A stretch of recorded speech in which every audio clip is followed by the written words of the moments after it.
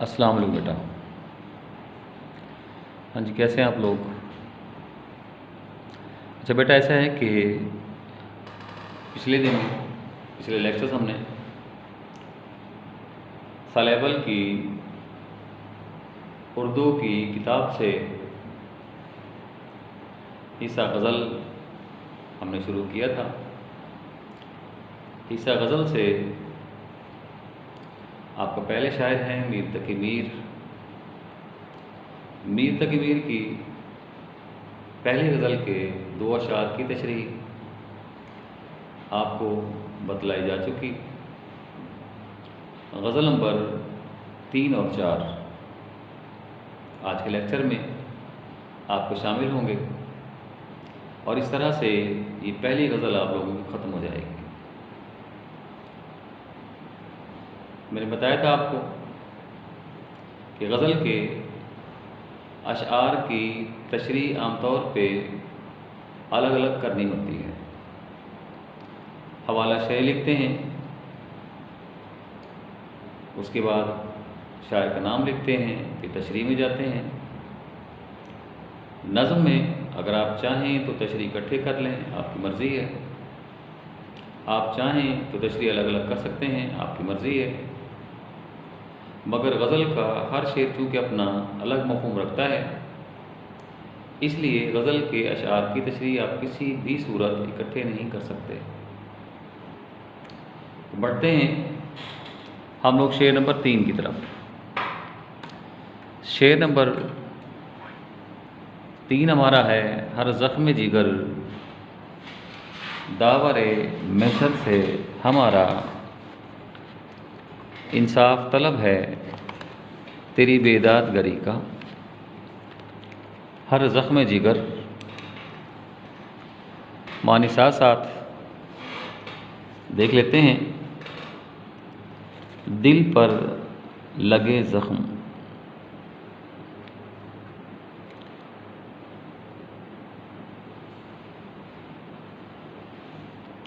दावरे महशर हशर के दिन इंसाफ करने वाला वो कौन करेगा? मुराद अल्लाह ताला होगा। इंसाफ तलब होना, इंसाफ मांगना,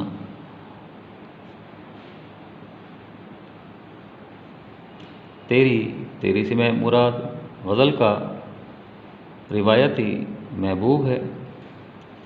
बेदादगरी जुल्म सितम हो गया।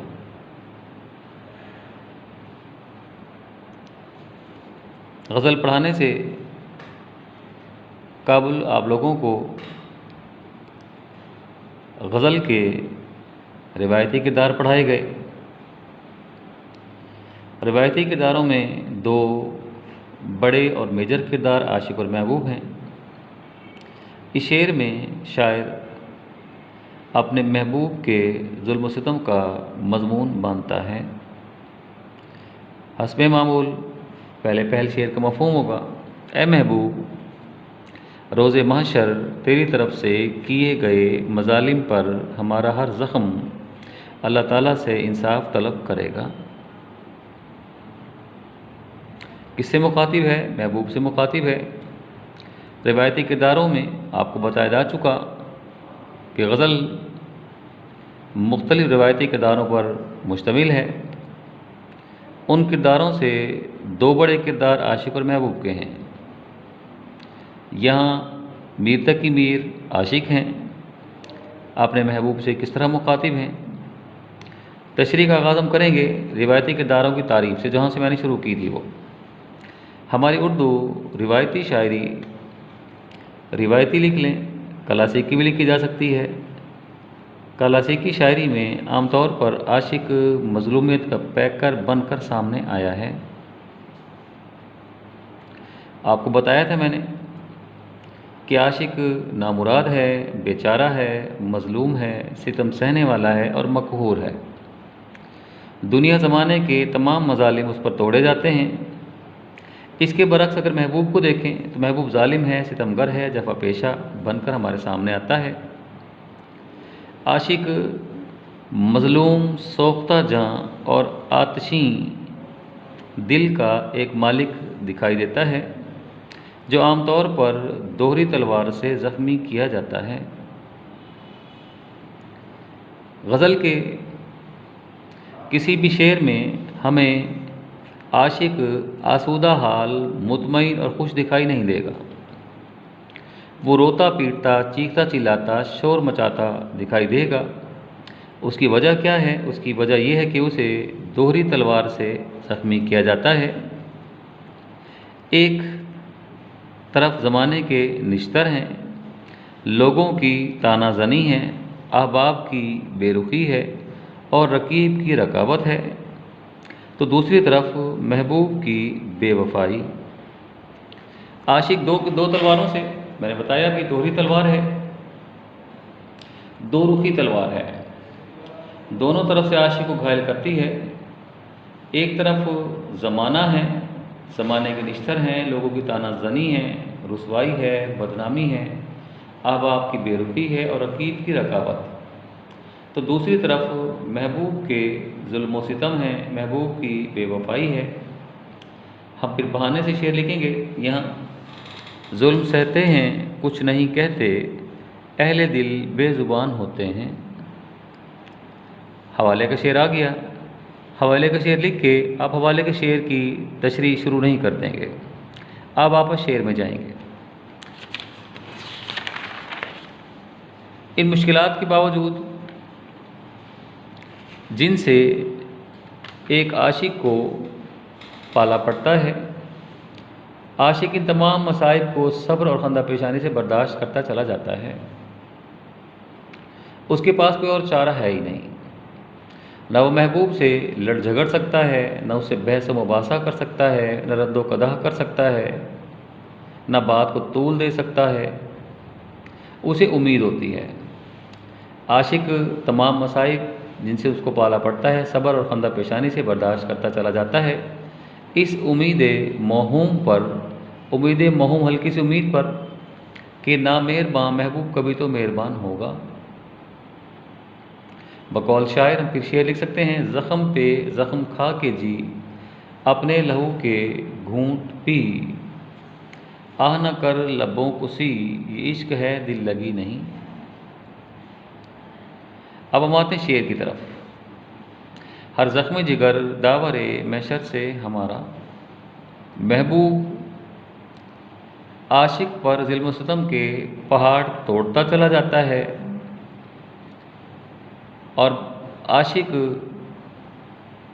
खंदा पेशानी से तमाम तकालीफ को सहता चला जाता है।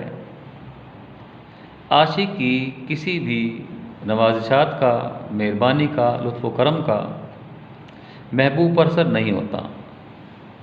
मीर उन्हें उशाक में से हैं जो महबूब के सितम के हाथों बहुत तंग दिखाई देते हैं।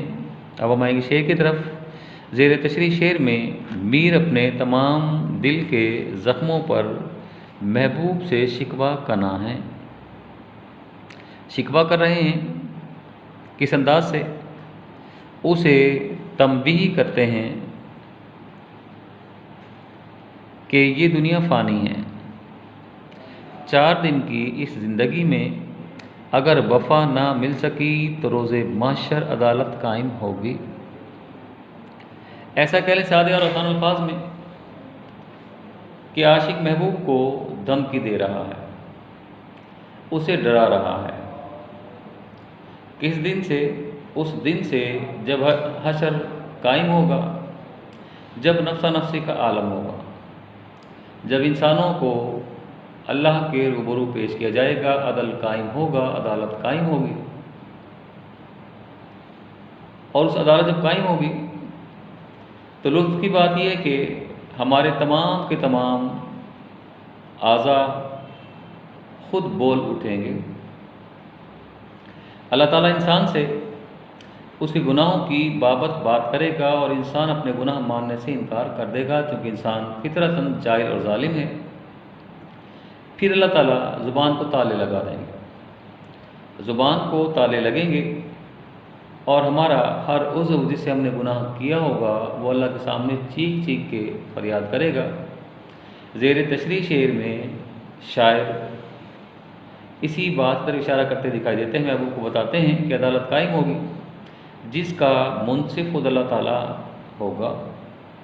ये दिन ऐसा होगा कि जब हर ज़ीरू को इंसाफ मिलेगा।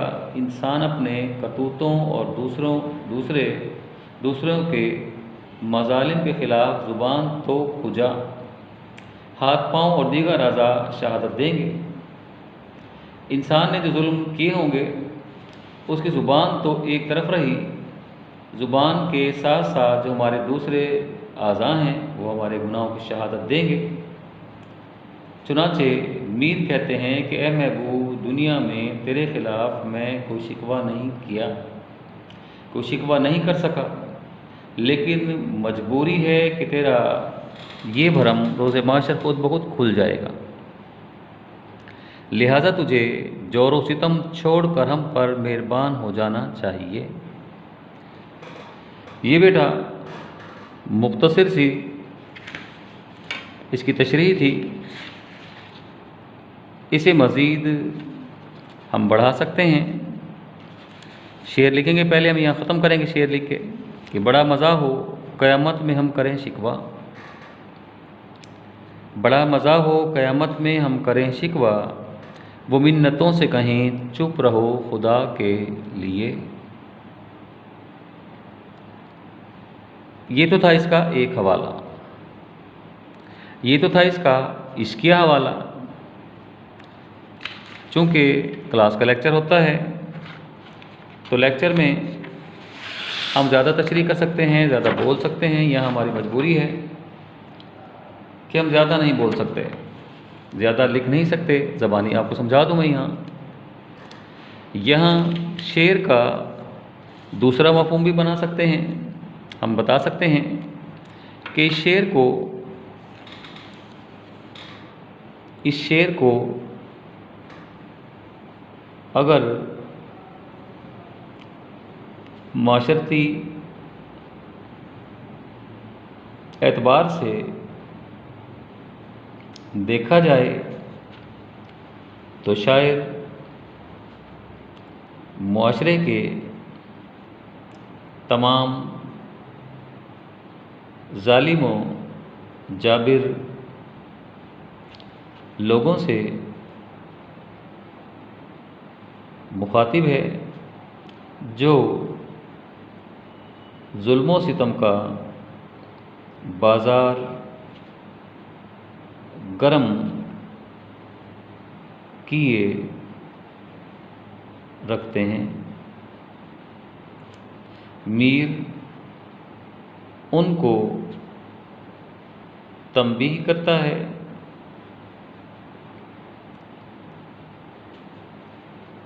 कि उन्हें अपने गिरेबानों में झांकना चाहिए।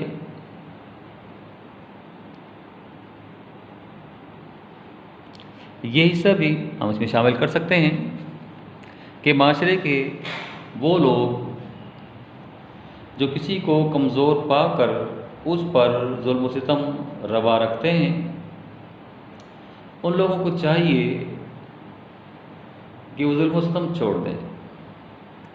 उन्हें ये बात जान लेनी चाहिए कि एक हशर का दिन भी है, जिस दिन दावर महशर इंसाफ करने वाला जब इंसाफ करेगा, जब ज़ुबानें गूंग हो जाएंगी, ज़ुबानों पर ताले पड़ जाएंगे, तो फिर ऐसे में उनके आज़ा खुद उनके ख़िलाफ़ उनके मज़ालिम की गवाही देंगे। इंसानी फितरत है कि इंसान जब किसी के जुल्म का शिकार होता है तो उसकी पहली ख्वाहिश ये होती है कि वो उस जुल्म का बदला इंतकाम खुद ले। जब वो खुद लेने की ताकत नहीं रखता तो फिर क्या करता है, फिर वो अदालत का दरवाज़ा खटखटाता है, और जब अदालत के दरवाजे से उसको इंसाफ नहीं मिलता तो फिर वो बड़े मुंतकिम इंतकाम लेने वाले अल्लाह ताला पर छोड़ देता है। शायद उन तमाम के तमाम लोगों से मुखातिब है जो जुल्म सितम का बाज़ार गर्म किए हुए हैं कि उन्हें अपने गिरेबानों में झांकना चाहिए। उन जुल्म सितम तर्क की रविश तर्क कर देनी चाहिए, वरना रोज़े माशरे जब अदल कायम होगा तो उनके ख़िलाफ़ तमाम के तमाम आज़ा अल्लाह ताला के बारगाह में चीख चीख कर अपने जुल्मों का हिसाब तलब करेंगे। ये बेटा इसका एक और मफ़हूम हो गया। यहाँ पर हम एक मिसरा लिख सकते हैं, जो चुप रहेगी, जो चुप रहेगी ज़ुबान खंजर लहू पुकारेगा आस्तीं का। एक मिसरा है ये बेटा, अलामत मिसरा है। जब आप तशरीह करेंगे तो ये मफ़हूम भी नया पैराग्राफ बना के उसमें आप शामिल करेंगे। एक छोटा सा नया पैराग्राफ बना लेंगे, उसमें जो मैंने अभी बोला है माशरती हवाले से मुख्तसरन आप इसका तज़किरा भी इस तशरीह में साथ ही कर देंगे। ये हुआ बच्चे आप लोगों का शेर नंबर 3। ये गज़ल कुल 5 अशार पर मुश्तमिल है। 5वां शेर हमारा मक्ता है, मक्ता नहीं करेंगे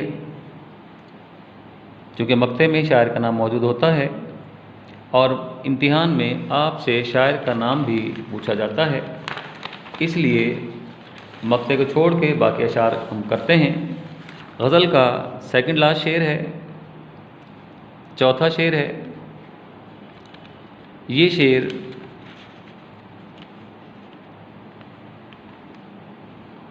आपकी किताब में मीर तकी मीर की पहली गज़ल का चौथा शेर है। शेर क्या है? ले सांस भी आहिस्ता के नाजुक है बहुत काम, आफाक की इसकार गहे शीशा गरी का।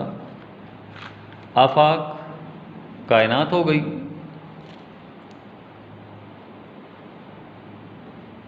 दुनिया हो गई, कारगाह कारखाना हो गया। शीशा गरी शीशा बनाने वाला, शीशा बनाने वाला। अभी शेर को पढ़ने के बाद आप आसानी से ये बात समझ सकते हैं कि नज़म का हर शेर पिछले शेर से पैबस्ता होता है, जबकि गज़ल में ऐसा नहीं होता। गज़ल का हर शेर अपना मुकम्मल मफ़हूम रखता है। अभी पिछले शेर में हमने महबूब की बेरुखी का तज़किरा किया, उसे पिछले शेर में दुनिया की बेसबाती का तज़किरा किया, उसे पिछले शेर में हमने गरूर और तकब्बुर के नुकसानात के मुतालिक पढ़ा, और यहाँ इस शेर में एक बार फिर एक नए अंदाज से एक नए ख्याल से बात की जा रही है। ये गज़ल का ख़ासा है। गज़ल की ख़ासियत है कि उसमें मुख्तलिफ़ तरह के मज़ामीन आसानी से बांधे जा सकते हैं। अभी शेर में शायर क्या कहता है? ले सांस भी आहिस्ता के नाजुक है बहुत काम, आफाक की इसकार गहे शीशा गरी का। क्या बताना चाहता है? शायर बताता है, दूसरे मिसरे से हम तशरीह मफ़हूम में आएंगे। शायर कहते हैं ये दुनिया शीशा बनाने वाले कारखाने की मानिंद है। ये दुनिया शीशा बनाने वाले कारखाने की मानिंद है। हम इस मिसरे से हम तशरीह में आ रहे हैं। लिहाजा इंसान को यहाँ निहायत एहतियात से ज़िंदगी बसर करनी चाहिए। माशरती शेर है, हमारे माशरे का अलमिया है कि हम खुद परस्ती का शिकार हो के अपने ज़ात से वाबस्ता दूसरे लोगों को यकसर फरामोश कर बैठते हैं। हमारी तल्ख़ कलामी से किसी का दिल टूटता है तो टूटता रहे। हमारी ज़रा सी बेएहतियाती से रिश्ते ख़त्म होते हैं तो रिश्ते ख़त्म होते रहें, हमें उनकी परवाह नहीं होती। ऐसे तमाम लोगों से शायर यहाँ मुखातिब है। ज़ेर तशरीह शेर में मीर ने दुनिया को एक ऐसे कारखाने से तशबीह दी है जहाँ शीशा साजी की जाती है। दुनिया किसी शीशा बनाने वाले कारखाने की मानिंद है मीर के नज़दीक। अब शीशा कैसे बनता है? शीशा अमॉर्फिस सॉलिड से तैयार किया जाता है। अमॉर्फिस सॉलिड जिसे शीशा बनता है, उस धातु को अमॉर्फिस सॉलिड कहा जाता है। इन सॉलिड्स की तख्लीक निहायत एहतियात से की जाती है। पिघले हुए शीशे को निहायत एहतियात से हिलाते हुए शीशे में तब्दील किया जाता है।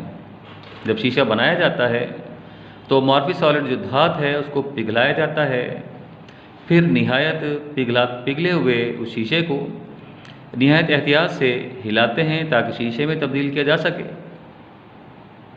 अगर तेज़ ठंडक और ज़रा सी बेएहतियाती बरती जाए तो ये शीशा रबड़ की तरह बन सकता है। फिर इसके साथ साथ शीशे के कारखाने में मुलाजमीन को एहतियात बरतने की हिदायत भी की जाती है कि ज़रा सी ठेस से शीशा चकनाचूर हो सकता है। चूँकि शायर ने, सुनते रहेंगे गौर से, चूँकि शायर ने दुनिया को शीशा बनाने वाले कारखाने से ताबीर किया है, तशबीह दी है। अब शीशा किससे तैयार किया जाता है? शीशा अमॉर्फिस सॉलिड से तैयार किया जाता है। अब अमॉर्फिस सॉलिड को पहले पिघलाया जाता है शीशे में तब्दील करने के लिए। फिर पिघलाने के बाद उसे हल्का हल्का उसमें फूंक मारी जाती है, उसे हल्का हल्का हिलाया जाता है। अगर ज़रा सी बेएहतियाती की जाए तो ये शीशा रबड़ की शक्ल इख्तियार कर सकता है। अगर ज़ोर से सांस ले ली जाए तो शीशा धुंधला हो सकता है, शीशे में बाल आ सकता है, शीशे में ज़रा सी बेएहतियाती से दरार आ सकती है। लिहाजा शीशा साजी के कारखाने में मुलाजमीन को इस बात की हिदायत की जाती है कि वो अपने पाँव, अपने कदम ज़मीन पर आहिस्ता आहिस्ता रखें, कहीं उनके कदमों की धमक से शीशे में दरार ना पड़ जाए। उन्हें एहतियात से सांस लेने की हिदायत की जाती है कि कहीं शीशा धुंधला ना हो जाए। शेर लिखेंगे हम यहाँ फिर इसी के हवाले से, टूट जाए तो फिर नहीं जुड़ता, टूट जाए तो फिर नहीं जुड़ता, ये सिफत आईने में देखी है। आईने में ये खूबी है, ये वस्फ है कि अगर वो टूट जाए, उसे जोड़ा भी जाए तो दरार उसमें रह जाती है। अब इस सारे कॉन्टेक्स्ट में इस शीशागरी के कारखाने की मिसाल में, सांस आहिस्ता लेने की मिसाल में शायर का मकसद क्या है? शायर का मकसद ये है, अगले हिस्से में हम जाकर देखेंगे। हम बताएंगे कि कायनात में अनवाउ अक़साम की मखलूक़ात पाई जाती हैं। कायनात अनवाउ अक़साम की हयात से मुज़य्यन व आरास्ता है, लेकिन शेर में सिर्फ मीर ने सिर्फ इंसान को मोहतात रहने की नसीहत की है। मखलूक़ात तो बेशुमार हैं, दीगर मखलूक़ात को एहतियात बरतने के लिए क्यों नहीं कहा गया? इसलिए कि इंसान अशरफुल मखलूक़ात है और अल्लाह का नाइब है। इस अल्लाह के नाइब को एक मखसूस मकसद के तहत दुनिया में भेजा गया। बरोज़े क़यामत सिर्फ इंसान ही अपने अमाल के लिए खुदा के सामने जवाबदेह होगा, क्योंकि आलम अरवाह में इंसान ने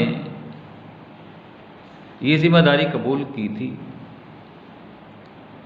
शायरी शेर में बताना चाहता है कि इंसान कायनात की सबसे बेहतरीन तख्लीक है। उसे एक मखसूस मकसद के तहत दुनिया में भेजा गया। भेजने के बाद उसे दो तरह के हकूक़ दे दिए गए। उनमें से एक हकूक़ हकूक़ुल्लाह कहलाते हैं, दूसरे हकूक़ुल इबाद कहलाते हैं। हकूक़ुल्लाह अल्लाह ताला चाहें तो अपनी रज़ा से, अपनी मंशा से माफ़ कर सकते हैं, लेकिन बेटा हकूक़ुल इबाद किसी पर माफ़ नहीं होंगे। ज़ेर तशरीह शेर में शायर माशरे के उन तमाम के तमाम लोगों को मुतनब्बह करता दिखाई देता है, तंबीह करता दिखाई देता है जो दुनिया में आने के बाद हुकूकुल इबाद को फरामोश कर बैठते हैं। शायर का ख्याल है कि दुनिया एक शीशा बनाने वाले कारखाने की मानिंद है। लोगों के दिल किसी कांच के बने हुए बर्तन की मानिंद हैं। जैसे शीशा बनाने वाले कारखाने में ज़रा से ठेस से शीशा टूट सकता है, इसी तरह इस दुनिया में जो शीशा बनाने वाले कारखाने की मानिंद है, हमारी ज़रा सी बेएहतियाती से, हमारी ज़रा सी खुदगर्जी से, हमारी ज़रा सी बेवफाई से, हमारी ज़रा सी तुंदखुई से दिलों के शीशे चकनाचूर हो सकते हैं। बकौल शायर हम शेर लिखेंगे, दुनिया में फूंक फूंक के रख अपना हर कदम, ये कार गहे शीशा गरी है ख्याल कर। शेर को समेटेंगे, शायर क्या कहना चाहता है। ज़ेर तशरीह शेर में शायर दर हकीकत ये नुक्ता बयान करना चाहते हैं कि इस दुनिया में तमाम इंसान एक दूसरे से किसी न किसी रिश्ते में बंधे हैं और तमाम पर एक दूसरे के हुकूक व फ़राइज़ वाजिब हैं। मज़ीद बरा इंसान को लोगों के जज्बात का ख्याल रखना चाहिए, वगरना शीशा साजे की तरह ज़रा बराबर बेएहतियाती इसके लिए नुकसान का बाइस हो सकती है। कुछ मैंने लिखा हुआ है बेटा जानबूझ के, कुछ मैं थोड़ा ज़बानी साथ साथ बोल रहा हूँ, तो जो ज़बानी बोला हुआ है अगर आपके ज़हन में वो रह जाए तो वो लिख सकते हैं। जो यहाँ लिखा है अगर आपके ज़हन में वो रह जाए तो आप ये भी लिख सकते हैं, कोई पाबंदी नहीं है। हम यहाँ फिर बकौल शायर की हेडिंग देंगे, ख्याल खातिर अहबाब चाहिए हरदम, हर लम्हे अपने दोस्तों का लिहाज रखना चाहिए। क्यों रखना चाहिए? अनीस का शेर है, मीर अनीस का, अनीस ठेस ना लग जाए आप गीनों को। अनीस मुखातिब है खुद से, ए अनीस दुनिया में हमें हर लम्हे अपने दोस्तों का ख्याल रखना चाहिए, क्योंकि इंसानी ज़िंदगी किसी पानी के बुलबुले की मानिंद है। आप गीना पानी का बुलबुला हो गया जो इंसान की ज़रा सी ठेस से चकनाचूर हो सकता है। ये बेटा आपका आज का लेक्चर था। आज हमने अपनी गज़ल ख़त्म कर ली। अभी मैंने बताया आप लोगों को, इसके बाद एक शेर और है जिसमें शायर का नाम या तखल्लुस मौजूद है। उस शेर की तशरीह हम लोग नहीं देखेंगे, क्योंकि आपसे सवाल पूछा जाता है कि दिए गए अशआर की तशरीह कीजिए, नीज़ शायर का नाम भी तहरीर कीजिए। ये बेटा आज का लेक्चर हुआ, पहली गज़ल आप लोगों की मुकम्मल हुई। कल इंशाअल्लाह अज़ीज़ ज़िंदगी बखैर नए लेक्चर के साथ आप लोगों की खिदमत में दोबारा फिर हाजिर होंगे। तब तक के लिए इजाज़त दीजिए। अल्लाह हाफ़िज़।